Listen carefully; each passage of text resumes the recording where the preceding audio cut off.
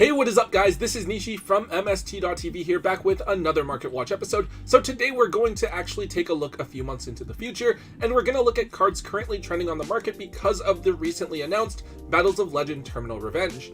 For those that don't know, the OCG had a set called Terminal World, which introduced support for the Ritual Beast, Infernoid, GenX, and Ice Barrier archetypes, and we're apparently going to be getting those support cards imported here in Terminal Revenge. A lot of the cards in that set are actually really strong, and they'll be sure to have an impact on the format here, so much so that they've already started to influence our market here. So today we're covering some of those early price fluctuations. Let's get started.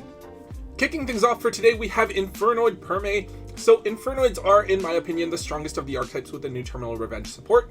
They got some crazy support, including a fusion that can dump a bunch of cards to the graveyard as well as search, an absurd Link 4 boss monster for the theme, and a couple of really strong new spell cards. At YCS Las Vegas, we did actually see a Snake Eye Infernoid deck that did reasonably well. I think they were X2 going into day 2 and almost could have even made top cut.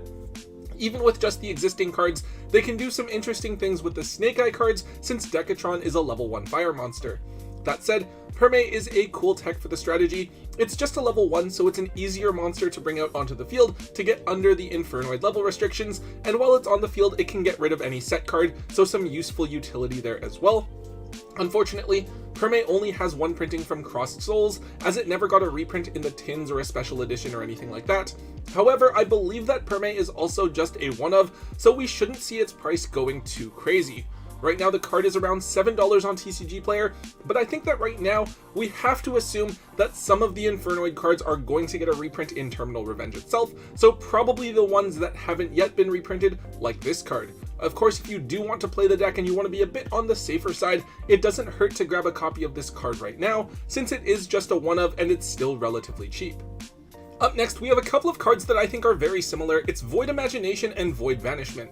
These are two continuous spell cards for the Infernoid archetype. I believe that Imagination is the one that lets you fusion summon, while Vanishment lets you search for a Void spell or trap card.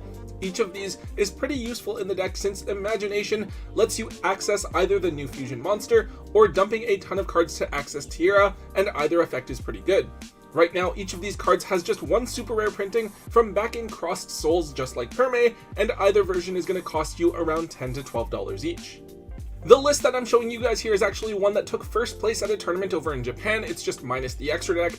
I found this over at roadoftheking.com. Really useful place to update yourselves on some OCG meta trends, so make sure that you guys go check it out. Now, on one hand, here we can see just a single copy of Permes in the main deck on the second line, but we actually see 3 Vanishment and 2 Imagination in the main board, with the third Imagination being sided in. I'm not too sure why they sided that third copy specifically. Regardless, it seems that both of these spell cards are cards that the deck will use. With both, they are cards we should assume will be reprinted in Terminal Revenge, though obviously it's not a guarantee. You really are just kind of rolling the dice with this one, since they could be in Terminal Revenge or an OTS tournament pack, and those reprints would bring the prices way down. But if it doesn't get reprinted, then the price will just shoot back up. Either way, do be careful. That Grass Looks Greener is still at 2 in the OCG, but obviously it's banned here, and a mill-based deck like Infernoids will obviously perform better if grass is legal, so the deck just might not have the same success here in the TCG. Alright, with Ritual Beasts, I believe they're a deck that a lot of players maybe aren't as excited about or hyped for, but they're still going to be pretty interesting. I remember back in the day, Ritual Beasts took like 15 minutes just to do their combo, and I was watching a replay of the deck now and it still basically looks all the same to me. However, there's a few new cards that they do get, and I believe that both the main deck monster and spell card are used at 3. Of the existing support, most of the cards came out in the Secret Forces, so they're relatively inexpensive. The one card that is pricey for the deck is Ritual Beast ulti-gaiapelio. It's probably the best one to end your board with, since you can negate a spell, trap, or monster effect by banishing a Ritual Beast card from your hand.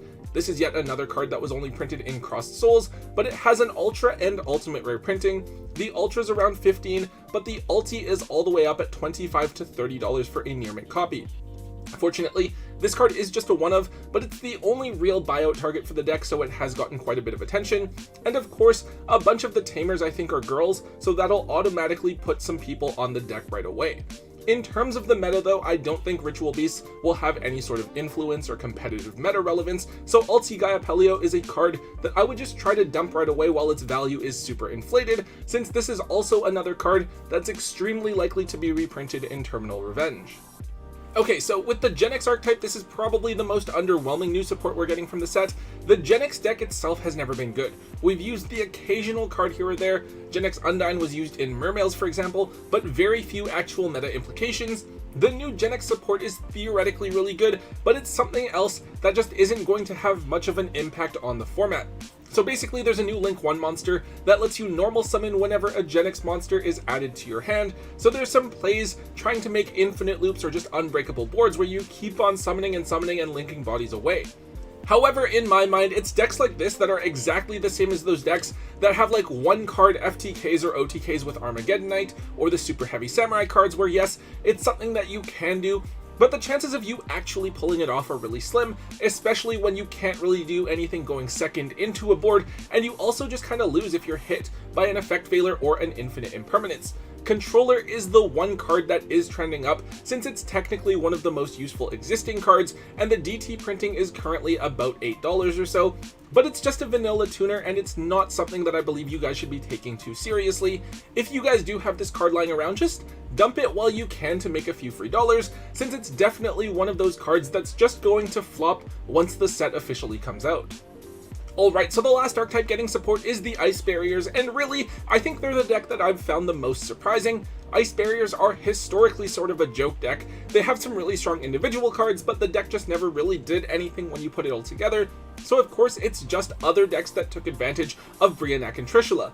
Now, however, with a couple of the Ice Jade cards and the new support, combined with the structure deck that they got a couple of years ago, I think Ice Barriers can actually put up something of a fight. There are actually a couple of different Ice Barrier cards that individually seem like players are considering, and the first is General Raiho of the Ice Barrier. On paper, this card is actually really annoying. If your opponent activates an effect monster's effect on the field, they have to discard a card in order to resolve it, otherwise it is negated. Now, maybe back when Hidden Arsenal 4 first came out, this wasn't a big deal, but it's kind of funny to think about how annoying this card would be if you have to deal with it in something like Snake Eye Fire King, where you have probably 25 or 30 effects that you have to resolve every single turn. However, maybe a bit more realistically, Raiho is quite difficult to bring out as a level 6 monster, and keeping it there is an even bigger problem. However, I guess players are just looking at different potentially broken Ice Barrier cards, and so players have actually gone and bought out Dual Terminal General Raiho to where each copy is now at least $15 each. Fortunately, the cards were reprinted in Hidden Arsenal Chapter 1, a set that basically everyone has forgotten about, but you should still be able to grab the commons online for $1 or so if you really want to try it out. Don't count on the card doing much though, but if you happen to have DT copies lying around, now is a great time to try to offload them. Okay, so this is another potential floodgate for the Ice Barrier strategy, and it's really close to being completely broken. Spellbreaker of the Ice Barrier is a level 4 monster that lets you discard an Ice Barrier monster to stop all spell cards from being activated until the end of your next turn, so it does have that Imperial Order-like effect. The only thing is that this card has to be on the field for this effect to remain in effect, so your opponent could simply attack over it or destroy it, and the effect is shut off. I do think that at the very least this could force your opponent to waste their battle phase to get rid of it, and it does have 2,000 defense points, so maybe it's not the easiest thing to get rid of, but still very vulnerable. Realistically, I don't think this card is going to see much play, but it is among the Ice Barrier cards currently trending upwards in terms of price, again just like with Raiho, specifically for the dual terminal version, which is around $6 to $8 right now. Also, just like Raiho, this card has a couple of easily accessible reprints, so the card should be cheap if you just want to grab a single copy of it to consider. Don't expect it to do too much, but it is worth noting that players may be looking for this card over the next few months, and those cards could be worth sticking into your binder, just in case you happen to find someone looking for it, and you can trade them for some actual value. Okay, so there's one final card I want to look at, and it's actually Sky Striker Ace Ray. So in Terminal Revenge, I believe we should be getting several new Sky Striker support cards. I think they get a Link 4 and another Link 2, maybe a couple of other cards. I feel like at this point, Sky Strikers have already been sort of milked already. They've been reprinted a ton and they've gotten a ton of random support, so I feel like they're not really going to do too much moving forward, and they already had their time in the meta spotlight, so them being a tier 1 deck again would be a bit odd. However, they are a fan favorite deck, so I think there's always going to be an element of the deck being in demand. One thing I wanted to note was just how cheap Ultimate Rare Ray actually is. Right now they're around $15 to $20 on TCG Player, making this one of the cheapest OTS Ultimate Rares that we've seen over the last few years.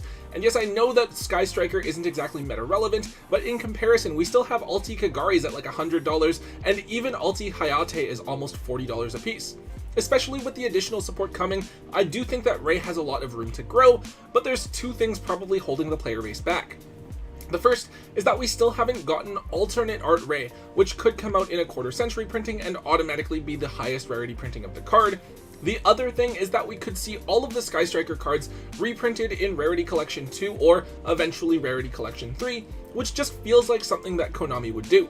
So yeah, all in all, make of it what you will. Secret Rays are only $1 or so, so maybe if the card doesn't get reprinted for long enough, they will go up in price, but the supers are always that budget alternative. I just feel like Ulti Ray being the traditionally highest rarity of the card, it's weird to see the card being relatively cheap, and you might want to consider picking up a few copies while it's down there. Alright guys, that is all we have for today. So yeah, Terminal Revenge is quite a ways away, but it's important that we start making note of some of those cards that are trending on the market early, because even though they're not necessarily relevant right now, they definitely might be in the future, so we want to be as prepared for that as possible.